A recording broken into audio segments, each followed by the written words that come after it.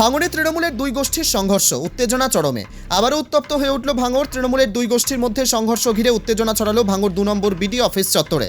ঘটনার সূত্রে জানা গেছে, ভাঙড় 1 নম্বর ব্লকের ভূমি কর্মাধ্যক্ষ এবং শওকাত মোল্লার ঘনিষ্ঠ তৃণমূল নেতা আহসান মোল্লা শুক্রবার ভাঙড় 2 নম্বর ব্লক বিডি অফিসে আসেন। অফিস চত্বরে আহসান মোল্লাকে দেখে প্রতিবাদ ও গালিগালাজ শুরু করেন আরাবুল ইসলামের অনুগামীরা। তাদের দাবি, আহসান মোল্লার উপস্থিতি এই এলাকায় অশান্তির কারণ হতে পারে। এরপর পরিস্থিতি ক্রমেই উত্তপ্ত হয়ে ওঠে। শওকাত মোল্লার ঘনিষ্ঠ অনুগামীদের সঙ্গে আরাবুল ইসলামের সমর্থকদের বচসা হাতাহাতি পর্যায়ে পৌঁছায়। অবস্থা বেগতিক দেখে খবর দেওয়া হয় উত্তর কাশীপুর থানায়। ঘটনাস্থলে বিশাল পুলিশ বাহিনী পৌঁছে পরিস্থিতি নিয়ন্ত্রণে আনে। তবে এই ঘটনার পর এলাকায় চাপা উত্তেজনা রয়েছে। স্থানীয় বাসিন্দাদের অভিযোগ, তৃণমূলের গোষ্ঠীদ্বন্দ্বের কারণে বারবার ভাঙড়ে এমন অশান্তির সৃষ্টি হচ্ছে। প্রশাসনের তরফ থেকে পরিস্থিতি শান্ত রাখতে কড়া নজরদারি চালানো হচ্ছে। এখন দেখার এই ঘটনার পর তৃণমূলের শীর্ষ নেতৃত্ব কী ব্যবস্থা নেয়। সব কিছুই ঠিকঠাক চলছে, এখানে কোনো রকমের সমস্যা নেই। কিছু আজকে হঠাৎ করে বহিরাগত ভাঙড় 1 নম্বর ব্লক থেকে তারা এসে আমাদের পঞ্চায়েত সমিতির সভাপতি সাহেব তিনি বসে আছেন, তারা কটূক্তি করছে এবং বাজে বাজে ভাষায় গালাগালি করছে। আমাদের ছেলেরা সেটা নিয়ে প্রতিবাদ করেছে। যারা আমাদের পঞ্চায়েতের সদস্য বা বিভিন্ন নেতৃত্বরা বসেছিল, পঞ্চায়েতের সদস্য, পঞ্চায়েত সমিতির সদস্য, তারা বারণ করায় যে গালাগালি করবে না, বারণ করায় এই নিয়ে তারা উত্তেজিত হয়ে, বহিরাগতরা এসে উত্তেজিত হয়ে বিভিন্ন রকমের গালাগালি অশ্রাব্য ভাষায় এবং এখানে একটা ঝামেলার পরিবেশ তৈরি করে বহিরাগতদের নিয়ে এসে এখানকার কিছু যারা কুখ্যাত ক্রিমিনাল তারা অশান্তি করার চেষ্টা করছে।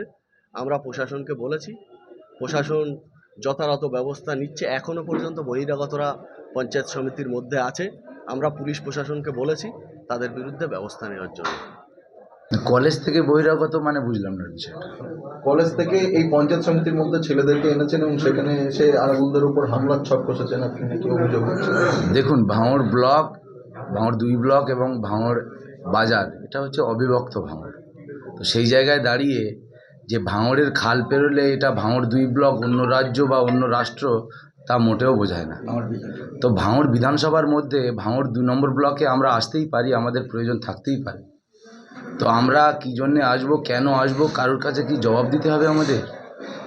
সেখানে আমরা ভাঙড় 2 ব্লকে আসলে আরাবুল ইসলামের এটা কি পৈতৃক সম্পত্তি ভাঙড় 2 ব্লকটা, যে ওনাকে জবাব দিতে হবে? আর ভাঙড় 2 নম্বর ব্লকে আমরা আসতে পারবো না, এটা কোন সংবিধানে লেখা আছে? আমরা আসতেই পারি, আমাদের প্রয়োজন হতেই পারে ভাঙড় 2 নম্বর ব্লকে। উনি যে অ্যান্টি সোশ্যাল, উনি যে ক্রিমিনালদের নিয়ে এখানে ভাঙড় 2 ব্লকের সামনে একটা টেবিল খাটিয়ে বসে আছে, তার উদ্দেশ্যটা কি আগে এটা আপনাদের কাছে প্রমাণ করতে হবে। সেটা সামনে আসুক, যে কিছু অ্যান্টি সোশ্যাল নিয়ে কেন বসে আছে। সাধারণ মানুষ ব্লকে আসবে তাদের প্রয়োজন মেটাতে। ব্লক হচ্ছে যারা সাধারণ মানুষের বিভিন্ন কাজ তারা মেটাতে এখানে আসবে। তো কেন তাদের পুলিশ ওখানে যে ঘটনাটা ঘটেছে, একটা হিউজ ক্রাউড হয়ে গেলে, একটা সমস্যা হয়ে গেলে, একটা ভাস্ট সমস্যা যদি হয়ে যায়, পুলিশ তো নিশ্চিতভাবে চেষ্টা করবে এলাকাটা ফাঁকা করার। পুলিশের কাজ করেছে, সেটা নিয়ে আমার কিছু বক্তব্য নেই। আপনার নাম? আমি সাবিরুল ইসলাম, দক্ষিণ 24 পরগনা ডায়মন্ড হারবার যাদবপুর সাংগঠনিক জেলা তৃণমূল ছাত্র পরিষদের সহকারী সভাপতি। আমি ভাঙড় 1 নম্বর ব্লকের বনভূমি কর্মাধ্যক্ষ এবং আমি সরকারি লাইসেন্সভুক্ত ডিড রাইটার, দলিল লেখক। যেহেতু ভাঙড় 1-2 মধ্যেই একটাই রেজিস্ট্রি অফিস আছে, সেটা 2 নম্বর ব্লকে। সেখানে আমি এসেছিলাম, এসে সেখানকার কাজ মিটিয়ে, আমি দলিল লেখক হিসেবে কাজ মিটিয়ে আমাদের 2:30টার সময় একটা বৈঠক ছিল, যেহেতু ভগবানপুর অঞ্চলে কর্মী সম্মেলন 19 তারিখ নিয়ে, সেইটা নিয়ে বসাবসির কথা ছিল। আমি যখন রেজিস্ট্রি অফিস থেকে বার হয়ে বিডিও অফিস থেকে ঢুকছি, তখন আরাবুল, তার ছেলে হাকিমুল খুব নোংরা ভাষায় গালাগালি, এবং তার সঙ্গে কিছু দুষ্কৃতীরা ছিল, তারা সবাই আমাকে তেড়ে আসে মারার জন্য। সেই মুহূর্তে কলকাতা পুলিশকে আমি ধন্যবাদ জানাই। তারা না থাকলে আজকে হয়তো তারাই আমাকে উদ্ধার করেছে, তারা না থাকলে আমাকে ওরা প্রাণে মেরে দিতে আসে। আমার নাম আহসান মোল্লা।